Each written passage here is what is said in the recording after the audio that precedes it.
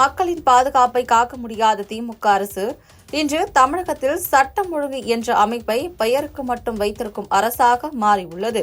திமுக ஆட்சி தொடங்கி 2021 முதல் தமிழ்நாட்டில் சட்டம் ஒழுங்கு பிரச்சினைகள் தொடர்ச்சியாக அதிகரித்து வருவதாக பல்வேறு சம்பவங்கள் சுட்டிக்காட்டுகின்றன. குறிப்பாக சென்னை, கோயம்புத்தூர், மதுரை போன்ற நகரங்களில் கொலை, கொள்ளை, பாலியல் வன்கொடுமை போன்ற குற்றங்கள் தினசரி நிகழ்வாக காவல்துறை புள்ளி விவரங்கள் ஊடக அறிக்கைகளிலும் தெரிவிக்கின்றன.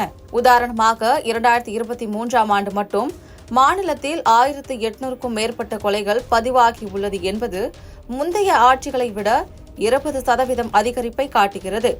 போதைப்பொருள் கடத்தல் மற்றும் கஞ்சா விற்பனை கும்பல்கள் தடையின்றி இயங்குவதால் இளைஞர்கள் பாதிக்கப்படுவதோடு பள்ளி மாணவிகள் மீதான தாக்குதல்கள் உள்ளிட்ட சம்பவங்கள் சமூக அச்சத்தை ஏற்படுத்தியுள்ளன.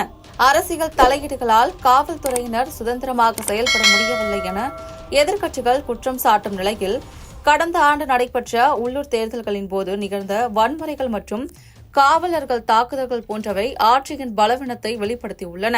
மேலும் பெண்கள் பாதுகாப்பு குறித்து எழுந்த புகார்களுக்கு உரிய நடவடிக்கை எடுக்கப்படாததால் பொதுமக்கள் போராட்டங்கள் அதிகரித்துள்ளன.